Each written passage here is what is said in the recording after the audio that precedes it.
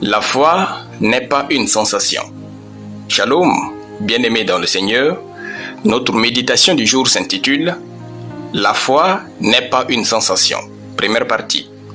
Nous tirons notre texte dans Job chapitre 3, le verset 25 qui nous dit ceci. « Ce que je crains, c'est ce qui m'arrive. Ce que je redoute, c'est ce qui m'atteint. » Alléluia. Parfois, vous pouvez ressentir quelque chose de totalement négatif et elle finit par se produire. Non pas parce que Dieu l'a voulu, mais parce que vous l'avez toléré et cru au fond de vous. Job dit, « Ce que je crains, c'est ce qui m'arrive. Ce que je redoute, c'est ce qui m'atteint. » Vous devez être assez intelligent pour comprendre que ce que vous ressentez dépend en grande partie de vous et non de Dieu, car Dieu est esprit et non sensationnel. Il y a des gens qui sont morts d'une maladie qu'ils n'avaient pas, juste parce qu'ils se sont convaincus qu'ils ressentaient les symptômes de cette maladie, donc sont devenus malades. Par conséquent, ils en sont morts. Prenez votre vie en main, surpassez-vous et vivez par la foi en Dieu.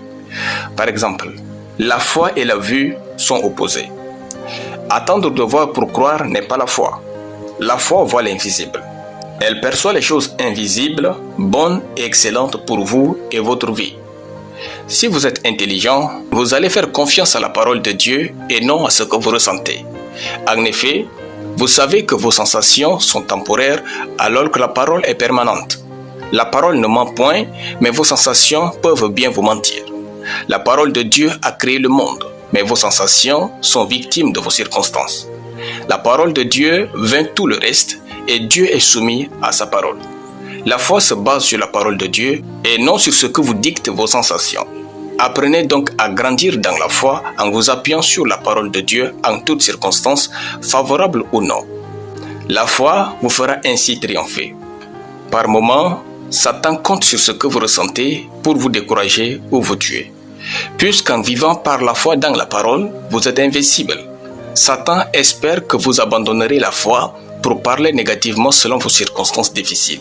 Et comme les paroles sont aussi des semences de mort, le diable récupère vos propos pour semer de la confusion dans votre vie. Ne le permettez pas. Vivez par la foi en Dieu ou gardez silence devant son trône. Ce que vous ressentez de mal n'est pas votre destinée, c'est juste votre histoire. Ainsi, faites confiance à Dieu pour toutes choses dans votre vie. Alléluia. Prions.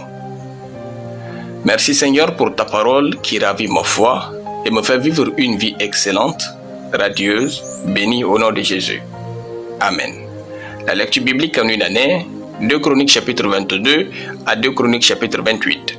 Soyez bénis, c'était le pain du ciel.